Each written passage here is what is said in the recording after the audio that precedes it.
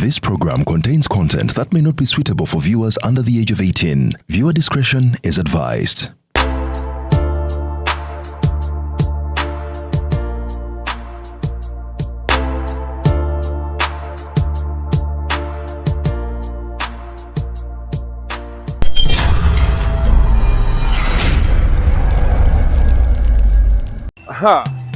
Why? Tokowa pichi? Zino ya kamaro kukuba atera jozeko. Nafuna kati aba ride now. Right now bebaliwa. Sebo kati kino kikacha pichi kyo sobola okufunira ku app wonna woboli. Bakutwala wonna woboli bali safe. Element olaba njitadde ku mutwe. Bakutambuza bulungi nnyo bali very safe ate bayonjo. Tebavuga kibama. Tebavuga kibama nga bali abanzijamu amanyi. So banange ride now eri safe era kati kwentambulira. Twasobola okutuuka mu budde. Leero tuse mu budde kyewuunyisa. Emmotoka wagiparkinze. Emmotoka nagiparkinze. Balaba wano. Balamba ride now, let's ride now. So kati ke wafunye aba ride now. Yes. Kati amanyo ogenda sigaza. Amanyo element ogiraba. Mufune ebibakuuma emitwe n'amannyo namukozesa ride now buli wobooli essaawa zonna bakukima ate bali very professional mbaagala nnyo ate bayonjo waliwo ababoda abavaamu ebiku kale tugende tukole Events Talents Limited nebatusako nakonkola inedi dansi mundabuli nakonkona amana muwala yefuda tamulira Together with live Toronto, Canada, Kuthate Gordon Mackay Road, and the second edition of Emperor Orlando Experience. Mainga kumina msamu kume bila mini mwetano. Gata tamude yeka, hadina jeno megadi. Kokinga dollars in Sambu, VIP dollars in Chikome. What to tasende? Emiyango saa kumina bilinga jangundua wanta. Osumulo kweza e-transfer ku emperororlando@gmail.com. Wakole booking izo na kuwa mkaga nyamusambu. Tano musambu 0. Emu 0. Awonga tuku watebo hiyo. Tugenda kuwa kulukoba. Live band. Ne True North Reggae Band. Tosubaba DJ Wakabi. DJ Selector Tim Z. DJ Mandre. DJ Evos. Nabalala Banji. Abantu Scarborough. Downtown. Richmond Hill. Mississauga. Durham. Shepherd. Finch. GTA. Toronto. USA. Greater Toronto Paka Ottawa. Guno Mukola Gwamwe. Saudi Gulu. Binono biteke kidwa. Orlando Events Talents Limited. Yes. What you mean when you wake up in the morning and you talk about someone or something, any given subject. Pebobo yogeddeko at times or to take ambuzigo. People think what wagabi. For example, buakole a story angle of joining Next Media. Nani mufia. Ngangama ndikate abantu bagenda no kuloza anti nze yogedde. Don't sabida advance. Because we are friends and nani yagala bakuweyo kwati. Okay, mukusoka nali manyi like you're going to get it because wali ku after 5. So we thought like you're going to be doing after 5 every day. Labayo. Ojukira mutia. Bakwata and I'm speaking about so many events that have happened. Ojukira bakwata ba case. I was in Jinja.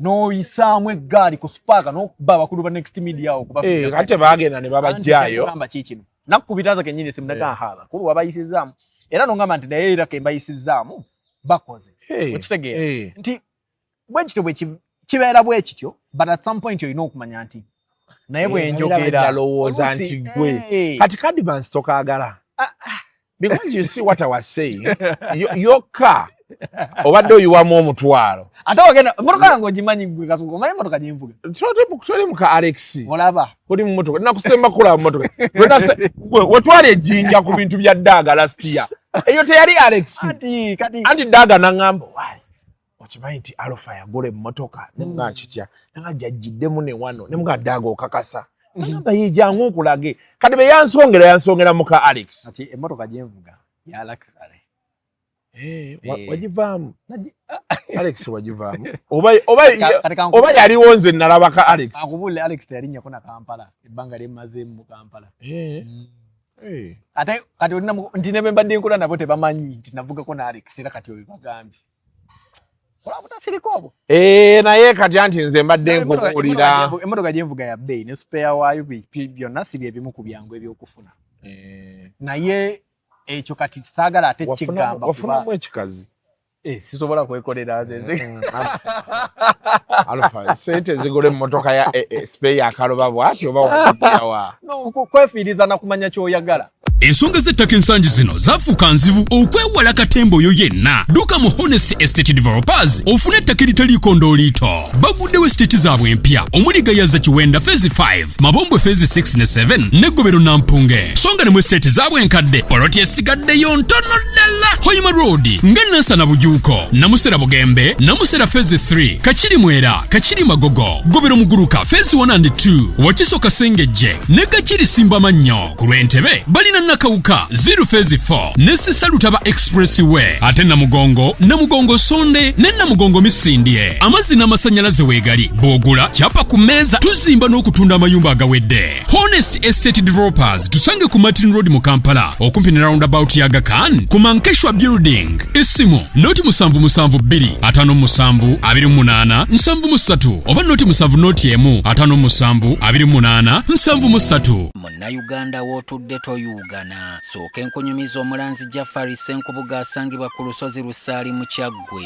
azze okukukolera ku mbeera embi ekulemeddeko ebintu byo byete bulungi ng'erigenda eddamba. Omulanzi Jafari Senkubuge Omukama Katonda gwe yattululako amaanyi ag'ekisalaziba nga gwalina ebirooto eby'omuddiringanwa by'otategeera va mu kwesumagga dduka za wakayiba ku lusozi Lusaali mu Kyaggwe. Omulanzi Jafari akunnyonnyola akawonvu n'akagga ate ng'okukukebera kwa bwereere kubanga naye ekirabo Omukama teyakimusabaako yadde ennusu. Naawe alina ebizibu nga biva ku majinni, emizimu, embeera embi eya buli ngeri. Mutwalire omugugu gwa kutikkule gwe weefunira oluserese tokkalire. Obubaka buno nga bukukutteko kwatalidda mukono wa ntono oviremu ku siteegi y'e Nakisunga. Aba bodaboda bakutuuse nga gwava e Kampala ne bookwata eryato ku mwalo Eggaba ne likugobya ekisinsa oba ebule n'obuuza aba bodaboda ojja kuba butoola n'omulanzi Jafari. Oyinza n'okusooka okumanya ebikukwatako nga tonnagendayo ku bwereere ng'oweereza ekirooto kyo ku nnamba gy'olaba. Oyinza n'okukuba ku ssimu eno endala. Awo omulanzi Jafari Senkubuge ye n'oba ng'omukwasizza kibyago kuserengeta mu Kulubagga.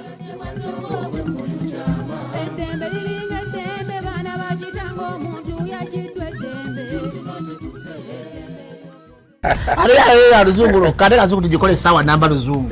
Luzungu tugenda muza kujjere kutoka ntoko ndi mbuzi nyepuno sizalisa mukazi kati ndi muto gwasa sule ewange akyala abulula bababbi abakyala wale so mwiro mbenye mbuto katonda ya chembuto genda weji waminge yabaweereza buno bukeeke obutini singa babu mutwale bamusonseka mukamwa bwonna n'abufulumiza mu nnyindo. Sakibwa alina guno omugo gwa Musa wayitista premium detergent. Waliwo wanangabye ebola y'akasajja kasendi kalimba bannange. Esendi bannange.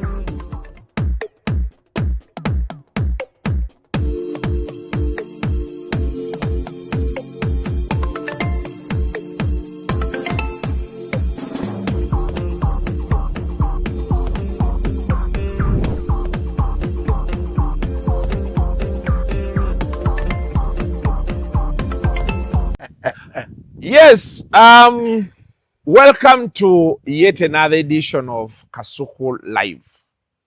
Olunaku olwaleero ndine my brother, Alpha Times. Uganda. Yeah, man.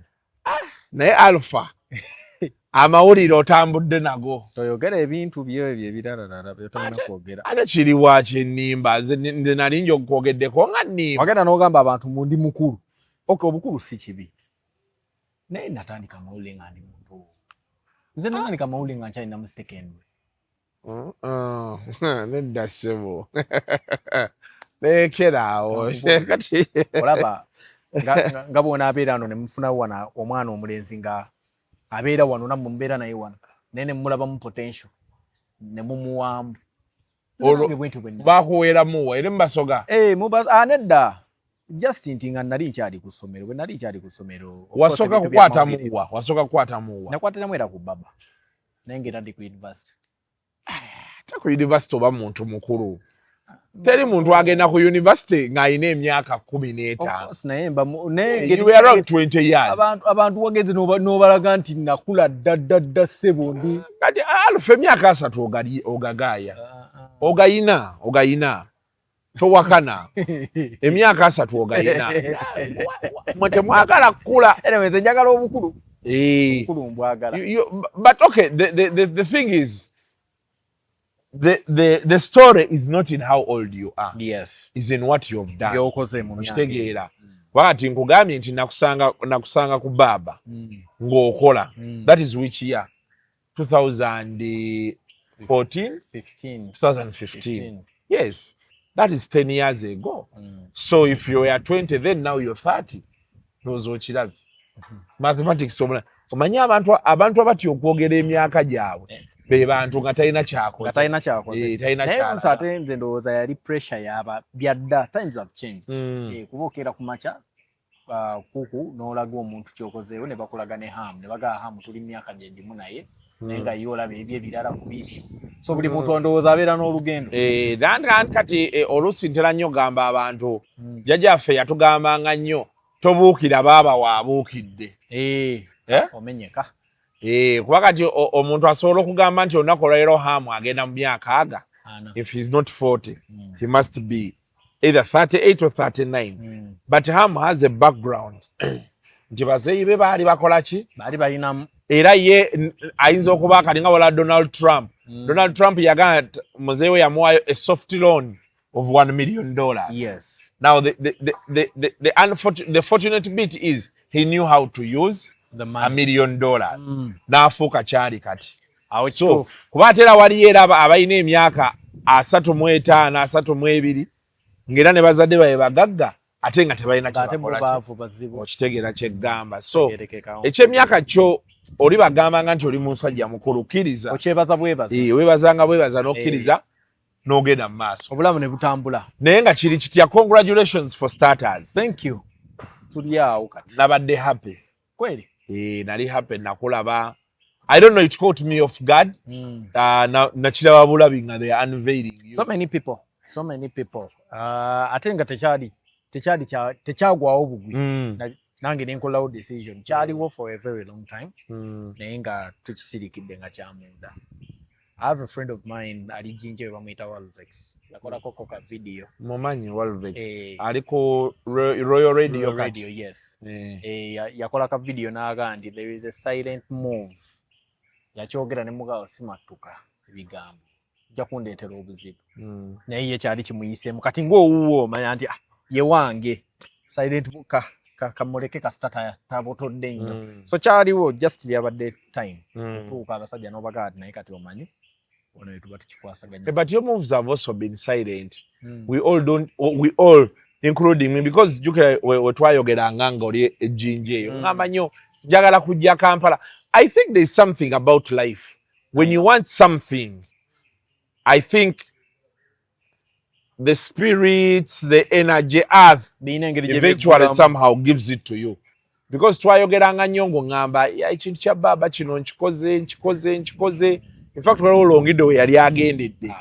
N'ongamba mbeera wano sikyagitegeera bulungi. We don't know exactly what is next.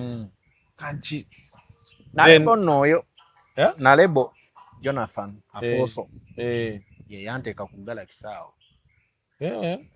Baali baagala because yaliwo ng'alinayo abantu batimo ba producer baani, so bwe yategeerako nti banoonya omuntu n'ababuulira nti alinayo omuntu gwe yeekakasa nti asobola okufiitingawo.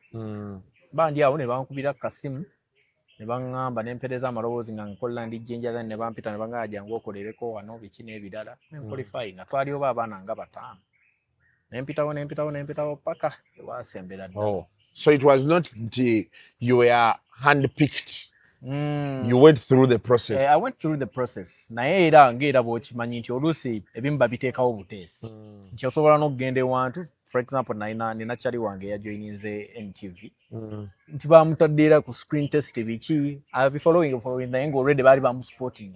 Kati basobola ekyo kigandowooza baba kimanyi nti oyinza tebaagala ojjera biwawaatiro ojjera biwawaatiro nti mwe mwampise nga mulaba asobola kibiki so bakuyisayisako mu process ndowooza ne Galaxy bwe kityo bwe kyali kuba era ogenda olaba nga era bye nakola byali awo ebityo naye ne balabanga ono omusajja yajja kisobola but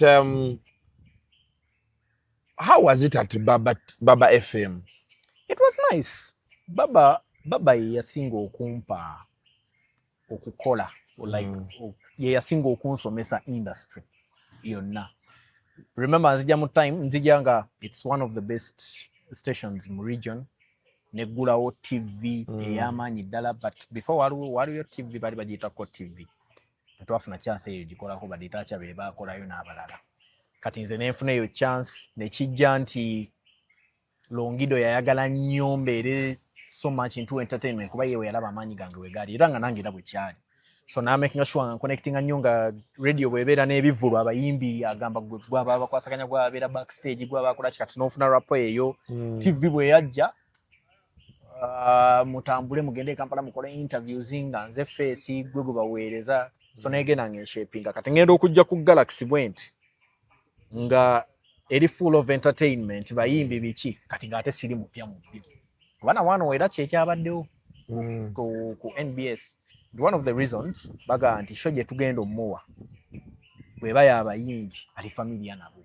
abamanyi bamumanyi kuba abayimbi obamanyi omuyimbi kasuko omuyimbi gwakuwa interview chemistry goba naye nga mukola wano si chemistry ku mwana omulala atandika obutandisi YouTube channel ye birabira so gwabera open nnyo naawe museka musobola okunyumya kino na kiri kati ebyo lately abantu abamu kati nga mukulu we Chris babi considering nnyo babadi lwabo bakafuko n'abalala babi considering nnyo nti ddala bwana aleeta omuyimbi anasobola tetubeere matuge fe kumuwa bya kumubuuza ina background amanyi nti omuyimbi wayogera kino ategeeza kino akola so babi considering nnyo byo ne bakola ngoli candidate Longido akyaliyo Longido maze emyezi 3 nga sirinnya jinja but the last time I was there nabuuza abaana ba baba ne mbabuuza omukulu akyaliwo ne bangata resigning ne bali baluddewo mulala kuba there is that time yali agenzo basemba bule eyo ng'afunyeyo radio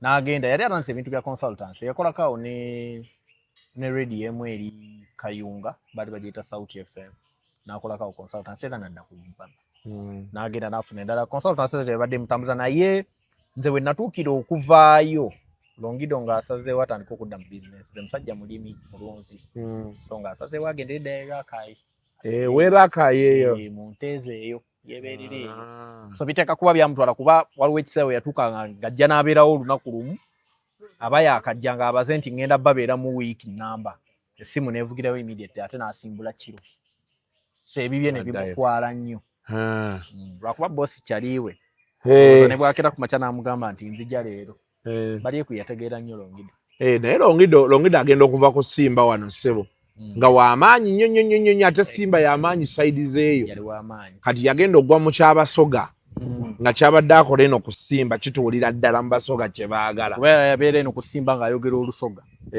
atuuka eri ssaawa eyo ssaawa 7 paka 10 Longido oyo mu Lusoga omwo ssebo ng'olwana naye nga ne radio eziri awo abo bapresenta beyo baluwo abaani abaali ejjinja eyo nga bamutya he was a very big name mu Busoga naye ng'ali eno so nze ndowooza Longido ya sporting omuntu bali yeeku ya sporting omuntu omutuufu yali yeetaaga ku yeetaaga naye Babe Mukiibi bonna baaliyo ku Baba ng'etandika because Babe eggulawo nga CBS nzigale Babe Mukiibi Martinus Kakintu waliwo guy akola mu production bamuyita Julius obadde okamanyaako be bamu ku baagenda Babe Mukiibi yakolako ku Baba FM be bamu ku baagisetinga baali eno munda nga be bagisetinga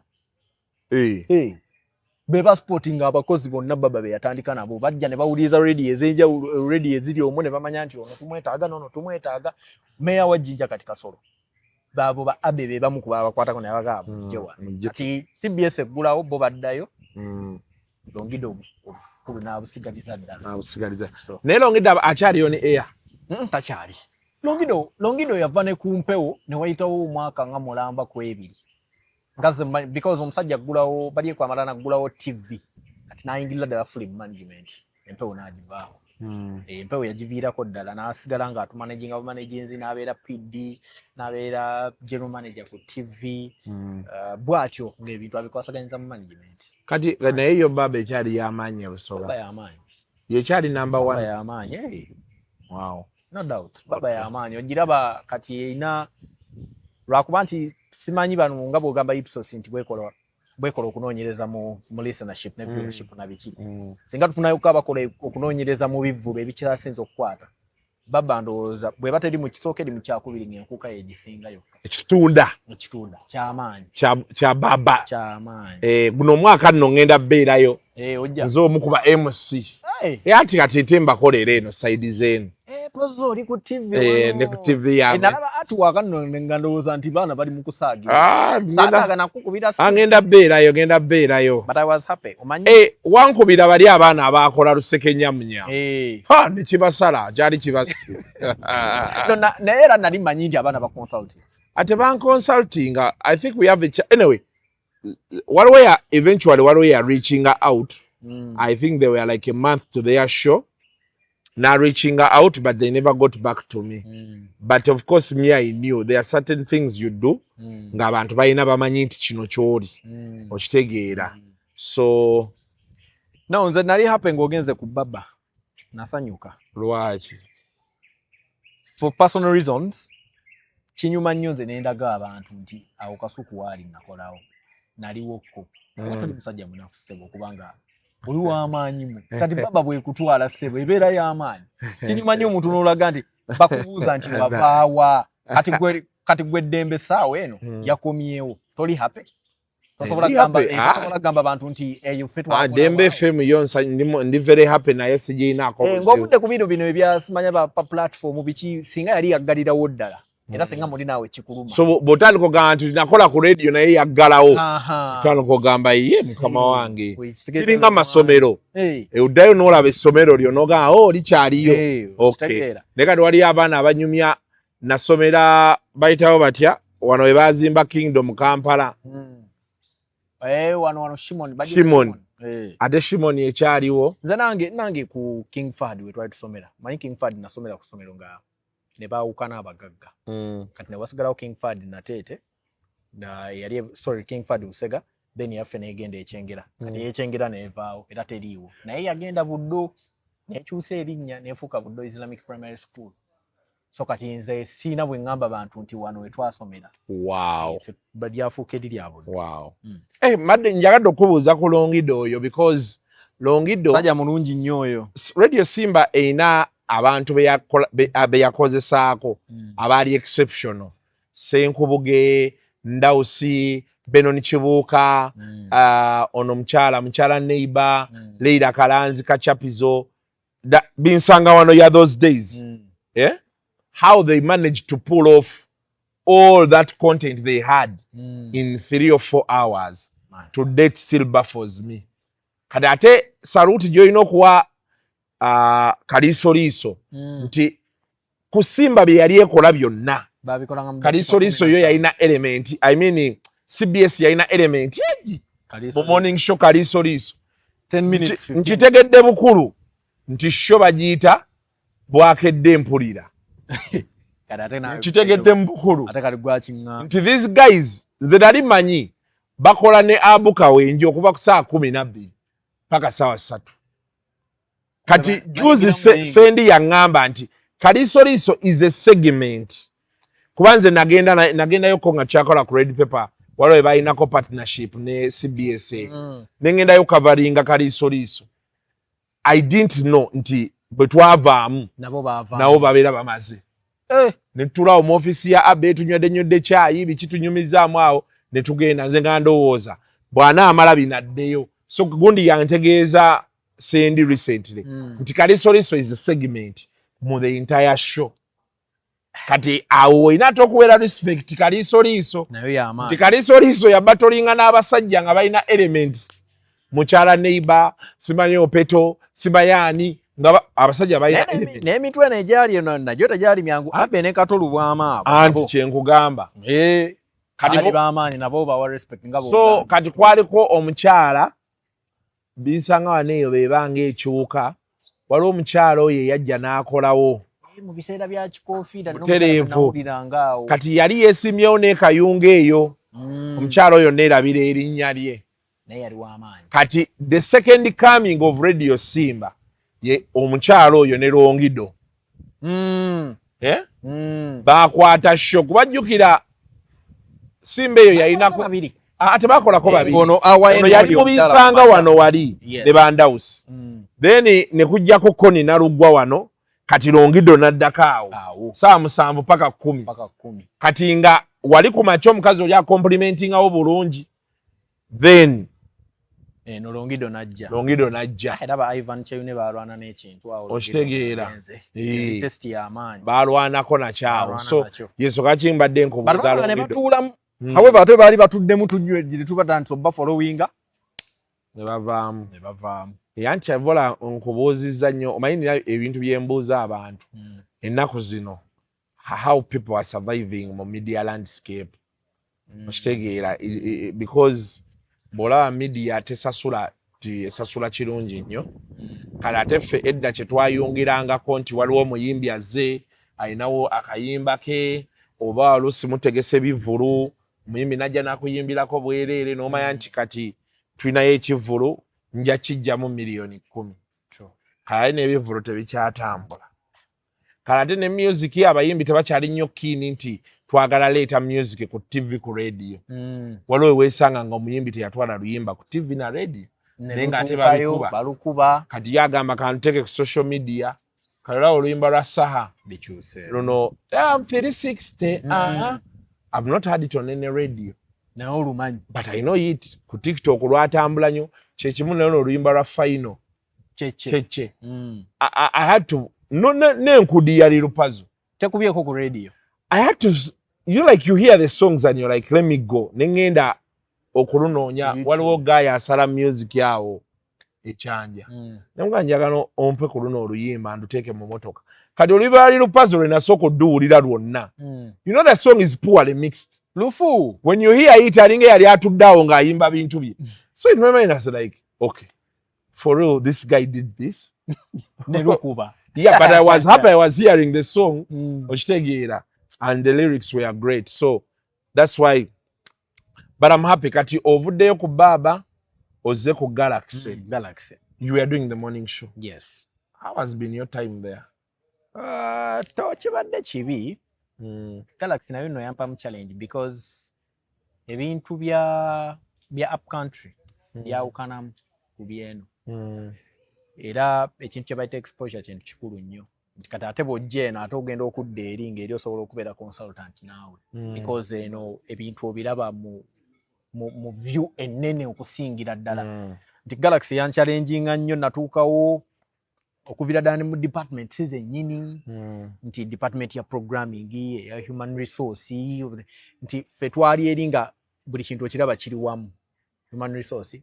programming buli kimu oddukira wa Longido buli kimu yes offices zisobola okubaawo naye ng'olaba nga goyinza okwawula ku Longido ye producer muganda wa Kapalaga kuba muganda wa Kapalaga ye producer noga nti ono goyinza okwawukanako naye naye ng'ebirala byonna Longido yajja bimala so geno tuuka eno nga waliwo human resource waliwo programmer waliwo welfare waliwo wachi waliwo engeri omukozi gye bamuyisaamu engeri omukozi gye bamufaako boss engeri gya communicating amu n'abaana n'ebirala nga bikuggulawo ffe mabegaawo I'll be honest with you Kasukunga bali okwajja mu group n'ateekamu good morning ate ne musirika busirisi nga tulinga baana waka fear respect ye ate ne mutamuddamu ne wano olaba Innocent ng'ali mu group ng'ali mu lwali ne Nimrod nawe nojja n'oteekawo n'omukuba ne kastika akamukuba omuggo n'okola ki nga it is free so natuuka n'endaba ebintu nga nga bino ebya boss ngeno tebiriyo era ebyo byonna nfunyawo ku Galaxy ate byanyambye nnyo eno gye nagenze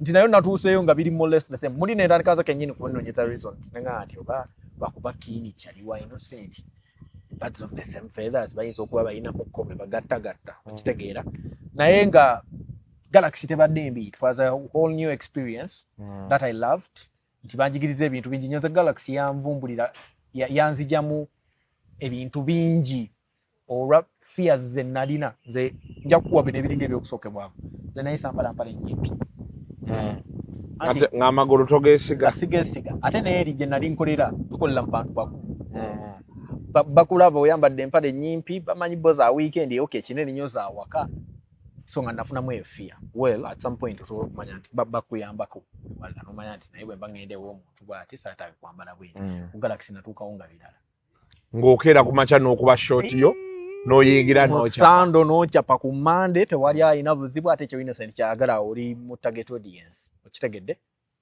And I think also that's what I miss about radio. The times I was on radio ng'osobola ofubutukeeyo ku mwenda n'opaakinga wabweru ne weebaka n'wakukoonako ku 12 n'ojja n'otandika nga teri akubuuza ate ezo ze wabaddemu eggulo. Maama ku TV. N'otuukawo awo n'olaba life nga bintu bya njawulo ddala kasuku n'ogandi bino bwe byata abantu bwe babikola. Ebyana obungi bwabyo. Galaxy abaana bambala bungi. Si bakozi wabula n'abajjawo target audience abantu bo communicating nabo era beebo aba reflecting ku bajjo kalaba kawo. Kati ndowooza kye weekoze awo Alfa. Nakulaba nze kasana nkola ng'otandise buno. Awe bulolaba omuntu ng'atandise buno. Kasola omuvubuka ng'atandise buno. Atereeza kano bw'akomba ku mimwa.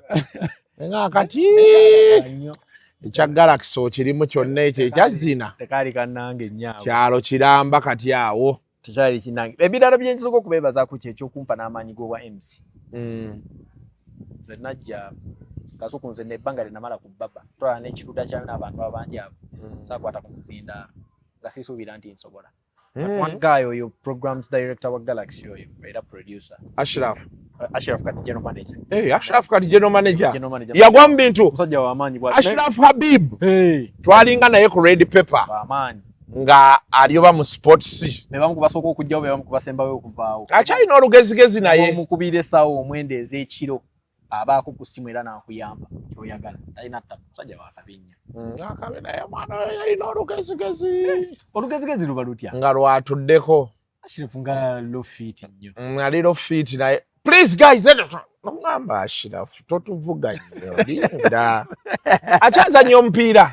Mulungi nnyo gwe gukyamukuumya okuba fit. Yalinga azannya omupiira. Yafunamu injury naye ndowooza yatereera. Yaguddako. So bategamba nti timu oyo Piddi oyo ndowooza voice ya Galaxy y'owulira. Yankako okubeera ku stage nga sibyagala nangamba bantu ffe Galaxy kye tulina nti abantu abajja mu bivulu byaffe bawuliriza baffe. So oba omanyi obwa MC oba tomanyi obona alinnya stage bakumanyi genda. Baagala laba ggwe.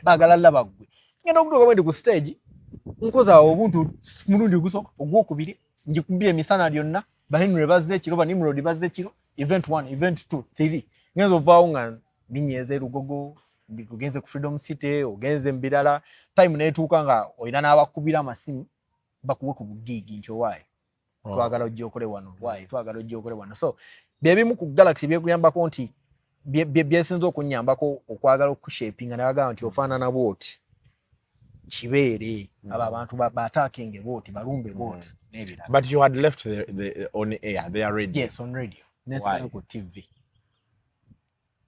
Omuntu usala utagenda ku 10 years. Can't times have changed. So you felt like this is not for me anymore. I will honestly tell you, ngenda okujja ku Galaxy nga nze maze ebbanga nga ndi one man army programs enkola. Because I remember the first days of Galaxy, Innocent was on my neck because aba ayagala omuntu aba ayina potential gyakuwuliramu. He's good at that. He puts a lot of pressure on you. Naye aleka abalala department and is taking a lead. Yayinza okuba sifaaniwo nga takwagadde naye abalala baba bakukkiririzaamu asooka n'akireka kitegeera. So not until bwe yampulira nga bampadde show ya Saturday ya request 12 to 2 nawulira nga nkoze nzekka. I remember yayinza okuba tajjukira. He called me in his office on Monday. Nangamba nakuwulidde ng'okola your on air production and everything eddoboozi lwaki sikiwulira ku morning show. Nemugamba, I was honest with him. Nemugamba nti I'm just learning working with people. I've been doing my shows nga nkola butya. Ku baba nvuddeyo nga nkuba mid morning nzekka nali nkuba yes nazakiya naye shows zange ngezisinga amaanyi era nga nkola nzekka ku TV ku Baba TV nagenda okuvaako nga nze akola evening show ngikola bw'omu ne mugamba wano ate kati wano nenfuna chance nti nakola naye nga nkola n'abantu abasinga okubeera loud. The lady was so loud ng'eddoboozi eri audible nnyo ditacha ye ne microphone emubeera eno naye ng'omuwulira akasuka ate nze ndi loki. So naye nentuka nga nzija ojja okikola kati otuuka ekiseera naawe nga muntu bifo gy'okulabika nga failure. Nogezaako to. N'onyiganyigamukko naye era bw'onyigiriza nnyo n'olaba nga kiganye. N'okita n'ogaana naye omanyi kati kankireke kino. So abakulu ogenda okugira bw'oti obaliiramu awo nga kivaawo batetenkanya bayiyawo. But we were working so good because ngenza okuva ku Galaxy our research eyasembayo nga our show is one of the best morning shows on radio. It was one of the best shows on radio. But of course chemistry 3 years down the road omuwala agenze kale nange era bwe navaamu ne bw'ovaamu ng'ovuddemu omu wabeerawo ko okuyuga. Mwali mukola n'embabazi? Naye nkola ne Winnie Mbabazi ne Ditacha.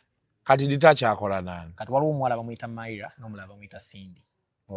Because ne Winnie agenda ku NRG. Yavaako. Galaxy eyo musajja wange Joel Oisabire yagiprogramminga. Joel nga alina amaradio nga ne frequency yagibafunira. Eya 102. Yagibafunira. Kati awo mu formative stages zaayo kino kiri ye yakisookamu. Era mube yali agamba tugenda. Waliko? Saalimu. Anti nze nangamba kati bali balina omuvubuka gwe baagala okwogera naye. There's a space gye batunuulidde. You may not be able to fit into it. So, but then along the way they fade out. N'abagagga bali. So ne bagenda maaso n'ebyabwe. No, ndowooza n'asigala mu bibi eno n'abeerayo eyo. So nabalaba from inception. Nga nali nkola closely neyisaabire noonyeza ku kino nfunira ku kino kiri nga mbalaba batambula and bo kye mbasanyukirako kiri kimu, they cut out a niche. Almost kati radio zaffe ezisinga olunaku olwaleero they work on assumptions. Most of the media managers today they bakyali ku kiri ekikwate urban local okitegeera be boogera abavubuka. People cannot define omuvubuka ya that space there. But Innocent engeri gye yalinamu ka background ka red paper kano I think kyamuyamba nnyo oku straightening out this audience that they want to talk to and they got it right. Era abantu bangi bagezezzaako space eyo naye kyebakola mu kubookya yakitegeera atya bannange. Anti kati bw'obeera mu system awo olaba nga byakola byebi nogaa kati lwaki abalala bo tebalaba nti biri. Anti bano abalala bo balowooza nti byakwogera luzungu byakusireyinga. Naye kati olina ogenda n'odefining omuntu gw'oyagala by where they stay. Yes, by the way I remember bwe twali tujoininga Asia 4 yonze ne Winnie yatuyita n'atuleetera empapula z'amawulire ez'enjawulo n'atulaga ebifaananyi n'atugamba kati mmwe bennyini munsongereko mwe mulowooza tucommunicatinga nani. Buli omu n'akwata ku gwe yakwatako n'atugamba nedda kati tucommunicatinga noono. N'atwala mu album balina album ebifaananyi bye bakubako events za Galaxy. N'atugamba mulaba abantu baffe bafaanana abajja so bano be bamanyi nti bo bantu bakawaani ki bwebiti olulimi lwabwe bwogera lwe luno ekyo kye tuba naawe ate mu ndabika bw'olina okuba baagala okulaba ku kisambi baagala okulaba ku muvubuka nyirira baagala okulaba ng'omanyimuko ku luzungu so babikubulira nawe n'okyambala. Anti kati abantu abasinga obalaba be babagamba abavubuka they want to profile Shira Gashumba. Okitegedde bati twogera ku muntu ali urban say every time they talk about omuvubuka today most people want to profile Shira Gashumba. But nobody has asked Shira Gashumba when was the last time you listened to radio? When was the last time you watched TV? Okitegera kyegamba. But now you are a TV or a radio, you're profiling your target market as Shira Gashumba. Okitegedde kati Shira Gashumba asobola okuga nti amaze emyaka emeka nga tali nyama kingi ningi nate bw'oteeka ekivulu kyo okitwala ku Vox emakindi gw'oyogerako tajjaayo oba okitegeera kyeggamba. So there's so much confusion there. Kyavola nkugambye nti kali ka background ke yalina wali aka red paper kamuyambako nnyo okutuuza mu audience ye wano kuba yamanya nti edda abantu red paper bamusomeranga mu bukedde bwe bati kati ng'olaba omuntu w'obuvunanyizibwa asoma bukedde naye nga munda asoma ki red paper kitegeeza ki nakigambanga nnyo wano abantu nti we have graduates abakola mu Owino. Now if your assumption is nti abantu abali mu Owino they are local tebaasoma baagala wulira kadongo kamu bw'otuukayo n'owulira Justin Bieber ng'ayimba you'll get shocked. Yensonga lwaki olaba abayimbi bangi kati baddukira ewa Kiseka bagenda mu Owino abantu ne batajja mu bivvulu because they are going to the wrong people. Gw'otandika olowooza nti be bali abakyaliroko maama gundi kati gw'oyita maama naaka wadde atunda ovakkedo test and preferences ze osobola omusanga bamala otunda ovakkedo ate ayagala agenda atuule ku Africana anywereyo kyayi oba okitegeera. Now that is where the difference comes from. So getting that niche there and kintu kiri a bit tricky. But now Alfa is replacing Tuff B. Yeah, man. Tuff B who has held the program for some good time. For 15 years. Tuff B yalinga musajja waffe. Yali? Takyali. Agenda mu politics. Si bya politics alina we yatuuka n'afunamu ku malala. Ate naffe n'ayagala okulowooza tuli biyenje. Naffe ne tumulaga nti tuli biyenje. Yali n'abasinga ku level. Omanyi oba olina okukkirizamuko Kasuku at some point. Nti ki? Nti omuntu akusinze. Let me tell you Kasuku. Nze, I will proudly say mbadde unganda bulugendo. You get? Era nze mu view yange nja kugamba nti Kasuku ono. Okay, times have changed. Kati social media is rolling. Kasuku ono w'amaanyi kw'oli.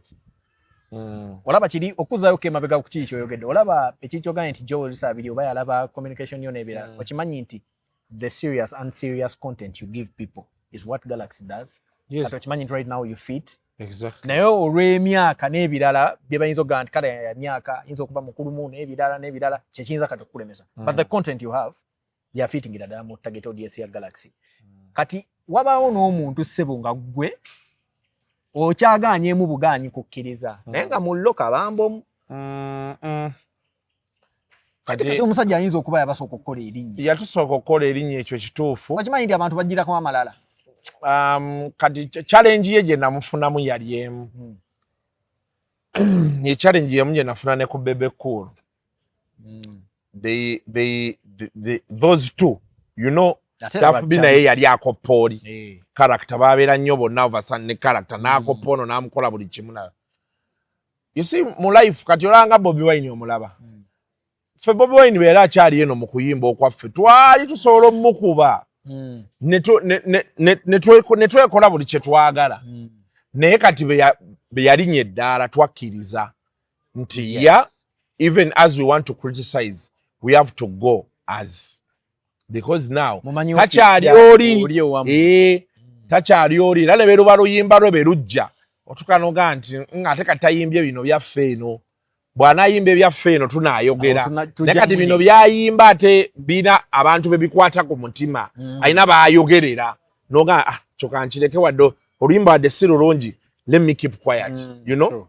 Even when the song is good, you come and say, the song is good, and you know.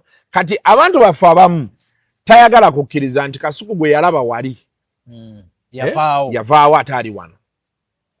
Anti kyembadde ngenda okugamba nti watyanga Tuff yabasookawo wali. Anti wadde yatusookawo. Mutayagala kukkiriza nti yabasookawo musigale nga mwera bakule ffe twakkiriza nti yatusookawo. And by the way, on any given day, I have so much respect for him. Okay.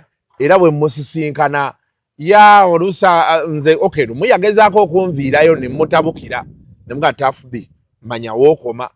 Fortunately n'akitegeera era bwe twesanga mbuuza hey how are you biki you know those things. But his challenge was that the young man you saw years ago is not the same guy you're seeing today. So he still wanted to see me as the other little boy. And yet I had moved from there. Okitegeera kyegamba. Yes. Kale ate nga kye omuntu bajja wano obeera olina omuwa ka respect ke naye akabeeremu the same way that person respects you. So kati tulina akyali bave kati olaba Ndawusi is very humble man. Very humble. Even when he knows that Kasuku Kadijuza alina challenge yadde ayagala mukolere. It took me 3 days because I had things I was doing. Nenga kubi man nyamba na kujukiza mpola mpola. Omuntu omulala abera yagala gambe gwe kasuku mani wano. Gwe tulabye wano ngoli kiyenje nkolere ekintu kyange. Now those two approaches change. Nziju oyinacho nzijukiza. Twagenda wali guy yali akwatira Uganda Cranes yafa abedaira. Twagenda okuziika. Kati yali MC nga chali waffe. Naye remember waliwo swengere. Nga click yange limu nze swengere Hassan Muwanga I know you guy yaliwo kati guy ye yatusookayo ku mukolo n'abeera MC. Fene along the way we try to get emotoka ya fene fa muko bichichi ene tumaera ne tugenda. Kati swengere bwe yatuuka abantu ne bamukubira enduulu. Kati olw'okubano yetu siiba naye yali ku muzindaalo okwo n'agamba nti nze mbeewo ne butyo swengere naye abakubira enduulu. Kati nga ye alaba omuntu. That's the challenge with people. Bwe buzibu bwokabwoka mutamanya nti waliwo bw'ofulu bwafunamu ne Tuff B ne Goose ne gas. Nenga yeah, he's a great guy by the way, Tuff B. Big up on yourself. Njagala kwebaza because gena parliament. Bo we batandikira kati nga KUT eyo jogenda okukola we yagitandikira it was not here. Yes. He's a pioneer of that show. Yeah, true. It was not here. Concept, the same way I respect people like Miles Ramiti. He's yachitandika chetukola kati. Ye yachiwa face. Nti yachijja mu lupapula najja n'agamba kanchitandike ku radio ne ku TV. For us we may have perfected it or done it even better than him, but he started it. So I mean there's so many things I may have to say about Ramiti. He will always have my respect. The same way with Tuff B as regards, you know, those other things. But he's now out of the way. True. 15 years later, nayogera koko naye namusangako awe munyonyo ne mugamba you sure about this? And he was like, yeah, I'm certain. Naye kye mumanyiko Tuff B tatera kugenda wantu nga tafunamu. Mugezi nnyo. Ayinza okuba yafunayo agenda omuteekamu akasente. N'agamba waayi omanyi mu bululu waliwo ekibeerawo. Omuntu ajja mu kalulu nga wali amusuubiza ngenda kuwa miliyoni 4. Detacha wangu bwe yesimba weka yunga. By the way, you need to ask Detacha. Akunyumize ku side ya politics. Detacha yesimba okeka yunge. Era na nfuna information. Bakuba Detacha ne wembi mugamba asiri ba byegana. Ba mugula. Atenga Detacha ali muganzi nnyo. Ne banga ba mugula waliwo omukulu yamuteekawo. Omukulu bwe yamuteekawo okujjuza ekifo. Little did he know that the man has numbers. Achibuuka luvannyuma ne bamujja mu Detacha. Navaamu. Akuba baba Tuff B yalaze wakambwe naye era yaliyo. Makindye East. Kadi tebagize wanyeko. Nyeko ku kye baamukola tewakiraba. Anayenze kali ate nina kye mmanyi. Nyakubulira off air. No, principal ku kye yagamba mu camera. Omanyi principal nako zino yada rana internet because abaana balina kalika a few moments later. Kati principal we yavaayo openly n'agamba nti bwe tunajja ku ground abantu ne batugamba nti ono yaliko bwe tujja okuwa. Principal bw'anaagenda ku ground eyo n'agayo ku bye twalaba ku internet biringa ebitulaga ddala ekiri ekifaananyi ku side ya nnyeko. You never know. Biyinza okuba ffe ekyo kyokka kye twalaba naye ng'ewalala support we. Tuff B kamusabire. Naye naffe tubeereko akalulu yajje mu parliament.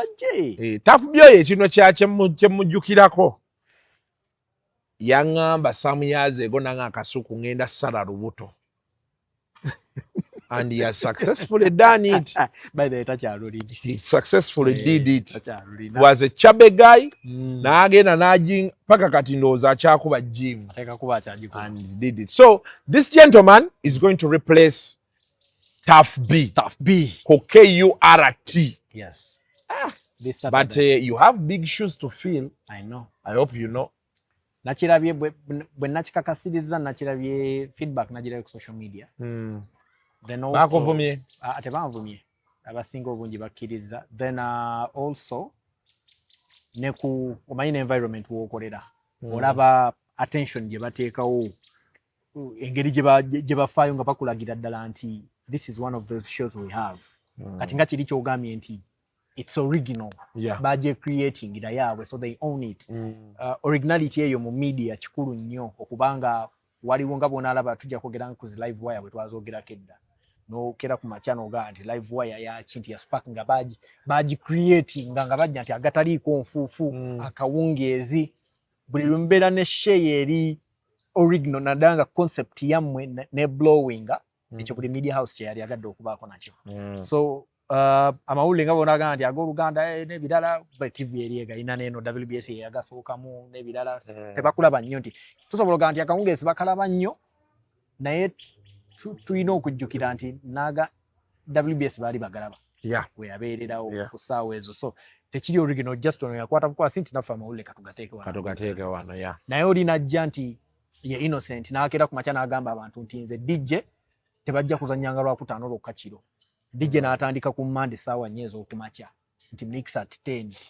That originality eyo y'okulaga abantu nti ensi tetulina giteekako nnyo maanyi bantu kubafuula serious. N'akwata ekidongo era n'akiteekawo ku 8 n'akiteekawo ku 2 ez'ekiro n'akulaga nti amawulire gasomebwa ku radio emirundi egi ate nga gasomebwa eddakiika 5 omuntu n'avaawo ta breaking a story mbusimanya papa afudde mbwe agakagwawo papa ye n'akulaga nti so abantu bwati abazina ekyo ekintu batasobola muyisa mu maaso kati eyo show byebimu ku bye nasoose okugityamu maye omuntu abantu bakusanyukira eno naye noddayo eri ewuulokana naye enduulu za ddala bamanyi n'ekyenjolekedde bano the task at hand obeera wakaba otyo n'obeera mu buliri bwodi newe bakanogana kati wakati nze okuva lwe bagiŋŋamba ne manya nti ddala yeekasutte njirina buli lunaku tulowooza. But I saw your promo on in the morning. This morning I saw it. Kumacha nkera kula morning breeze. Leero mbadde njiraba nga omukyalo oli ye yakoze omulala. Ate njagala nnyo kulaba Kagwanjala. I said now let me wait for another day when Kagwanjala is there. You know? Waddeko omukyala she's atali Mildred. There's another lady who was working and Njala the way jabuuza abantu ebibuuzo and you feel like he's speaking for you. Amuli now. Ne promo yao mwenjirabidde. Ngamba wow. Did you like it? Yeah, I liked it. I liked Very it. Simple and brief. Badi royo yabigizegiza twatutawo ne tubigattagatta. So kati entanda gyenjo okusibirira you be humble. Abantu baawo tebaagala nnyo malala. But I've always been humble. Yes, you're a humble man. Continue being humble. Tebaagala nnyo malala. Kafuko tayagala nnyo malala. Kasuku saagala ogire mentioning amannya g'abantu. Bireke. Bw'ogamba nti abantu baawo tebaagala malala tukitwale nti next media yonna teyagala malala. Ati nze mbadde nkubuulira batayagala nnyo malala. Kuba oyinza olowooza nti omugaga be yakutteemu baati buli kimu kyawedde. No. You may not see the man again. The next time you see the man. Yes. Buchanga malumbula ko sidda. Yes, that's what I'm trying to tell you. Naye si bano bongamba abamalala sibe banemesa kulaba. Nadda sibe bakulemesa naye kyenkubuulira. You see, you people you don't want the truth. Me I'm telling you. Waliwo olaba kati waliwo wogenda awantu ne bakunnyonnyola. Kyasagala ku mentioning amanyi. If you want to live harmoniously here, do your job, don't grow wings, bomala okukola genda. Era ne bakugamba n'okuga nti bano abantu be basalawo. The moment you're in their good books, Kasuku, let me tell you you're going to be there. You know your friends to so many people in this industry. Yes. That you know. Yes. Ochimanyi when you wake up in the morning and you talk about someone or something, any given subject.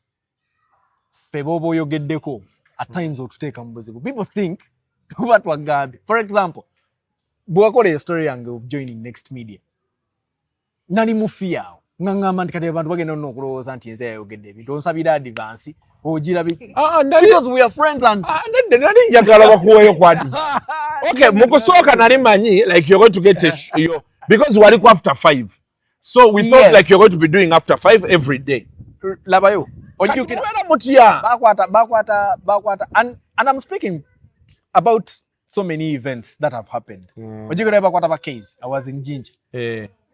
No isaamwe gari ku sparka no baba kuduba Next Media okuba ate bagenda ne babajjayo ngamba kikino nakubitaza kenyine simnaga hala kulu abayisizaamu era no ngamba nti naye era ke bayisizaamu bakoze okitegeera nti bwekito bwe kibeera bwe kityo but at some point you know okumanya nti naye bwe njogera alowooza nti gwe kati advance tokaagala because you see what I was saying your car obadde oyiwamu omutwalo ate ogenda motoka yange ogimanyi gwe Kasuku omanyi motoka gyemvuga tuli mu ka Alex olaba oli mu motoka nakusemba kula mu motoka wetwali ejjinja ku bintu bya Daga last year eyo teyali Alex kati anti Daga nangamba okimanyi nti Alfa yagula emmotoka nga kitya nga jajjiddemu ne wano ne mga daago okakasa ngamba ye jangu okulage kati be yansongera muka Alex ati emmotoka gyenvuga ya luxury wagivaamu Alex wagivaamu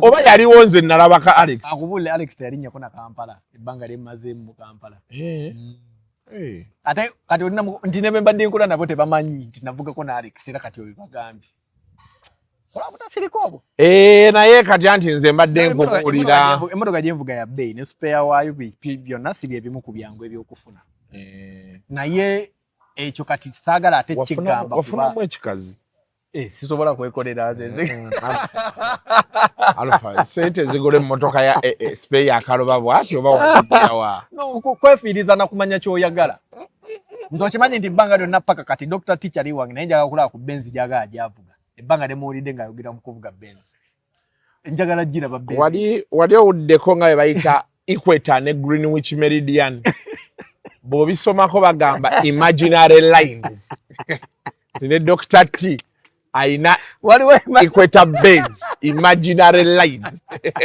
imaginary Benz naye kyoyogedde ekituufu kansirike kambireke ensobola okwefiiriza kumakya sebone neefiiriza ne weewamu Benz saafuna Benz wafuna VW yo naye Alfa sente ozikoze kati naawe nsanyuka era nkubidde baati nga nzija ne mugamba nti engeri gye nina meeting kuba by the way I'm not just a presenter I'm also a manager it is a story I will also tell you so kati mbadde mpapa nga mugamba nti musajja wange interview ate mbimanyi because I'm a presenter I know what it means ng'omuntu akudisappoint nze ng'obadde so mbadde nina okudduka ntuuka era ne mugamba nti omanyi sijjanga okukotompa pini kanfune zoom naye mbadde ebibadde bigenda okunvugisa kulaga mmotoka ngambe nti yiyo sebo kati eno gyenvuga ekyonya mutwalo ana anti nze nali just njogedde nga mmanyi ng'okyali ku byamabe oyinza okwetaaga okusenguka odde side z'eno so that you can easily access kati ate bw'obanga onoogendayo bulijjo you need to shift no, I'm going to shift bakuwaayo ka advance just sign on fee okay babiŋŋaanye bw'oba oyogera bye baakola naye bayinza okuba babikola the human resource department at Next Media is active and those are some of the things they consider so congratulations sebo thank you so the manager as well Saturday saawa 8 tugenda kubeera okwo nga tutudde era abantu abalabi b'NBS muli ba mukisa abamu ku bantu be balikyaza okwo njabbaako nja kujja twogere nina abantu bange twitire tujje tutwogeramu Tuff bite wankyazaako you thought you will die in that position now let me go I get hosted in that same show no. And I send you shout outs that show has producers now what you're saying and what you're talking about kyokka kisobola okulemesa ate bewate baagala baleke ate badde nfa nja kusanga era eno tunyonye I would want to host you ate tandika okutiisibwa tonzitira mu kisoogo stinga ku machali wange wabula ndaye so bimenye naye Alfa ogenda bona nange sisobola nkumanyi by the way kankubulire kaso omuntu nga wuwo tosobola kumenyeka nkumanyi kati bigambo bino byenjogedde byaki anti kati obola nga nze nkuyamba Badru yo my guy Kafuko ba Chris bona basajja bange bino byonna njogedde byaki samwe eggaali last time kati nike nayogerako musajja wange Chris I withdraw thank you by the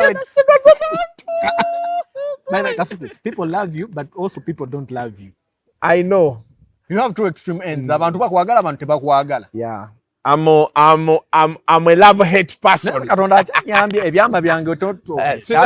Sinabireeta nnyo. Naye era seeyibaala.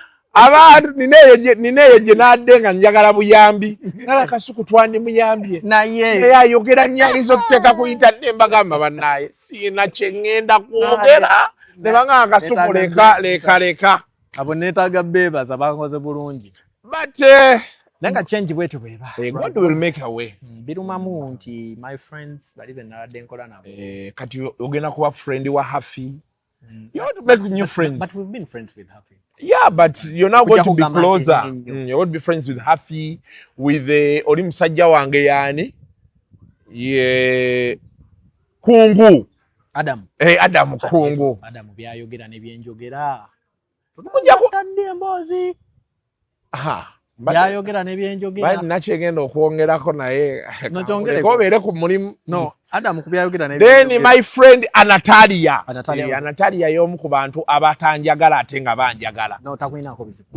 Buli we musanga nangamba Kasuku gwe. No, I was with her on her show.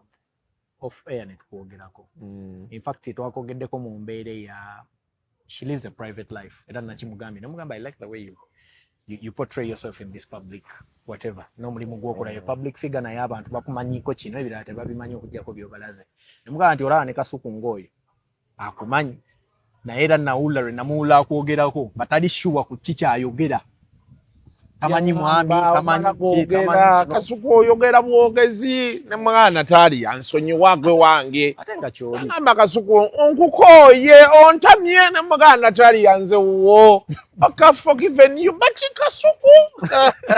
Allah, sikaza abantu. Now oli wa facts by the way. Abantu bakuwulira ng'oyogera tebamanyi lwaki tosibibu. Tosabuka. Njogera mazima. Oyogera mazima ebiseera ebisinga.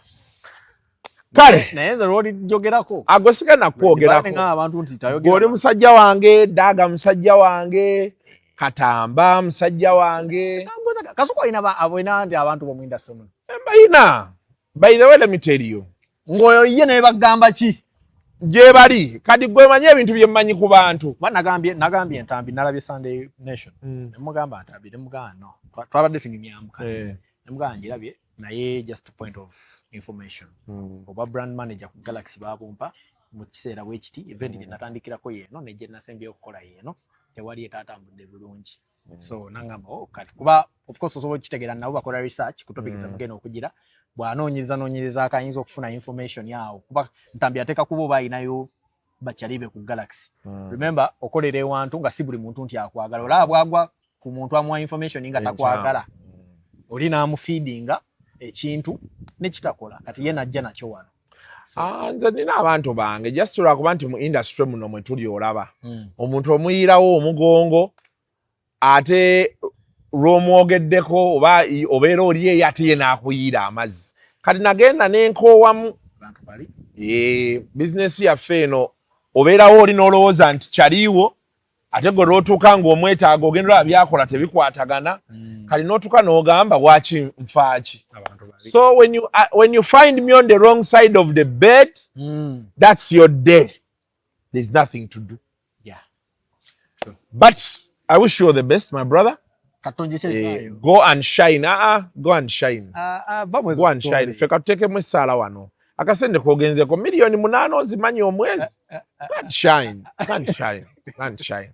By the way, NBS is one of the places that pays very well. Basasula bulungi. They pay very well. Neje mbadde nabo basasula bulungi. Aba Galaxy nabo basasula ddala bulungi. Mukulu akasenta akasasula mbudde mwezi gugenda okugwa nga mwafunye edda.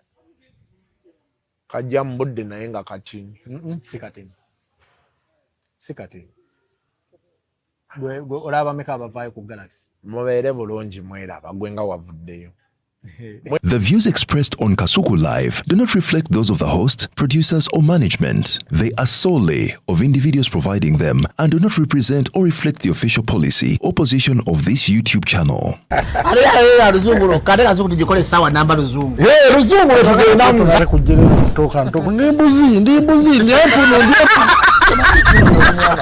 Sizalisa mukazi kati ndi muto gwa sasula ewange akyala abola bababbi abakyala werezo omuyomba enyembuto katonda yekyembuto genda wegiwaminge yabaweereza buno bukeeke obutini singa baabo omutwale bamusonseka mu kamwa bwonna n'abufulumiza mu nnyindo sakibwa alina guno omuggo gwa musa waitisita premium detergent waliwo wanagambye ebola y'akasajja kasendi kalimba bannange naye sendi bannaye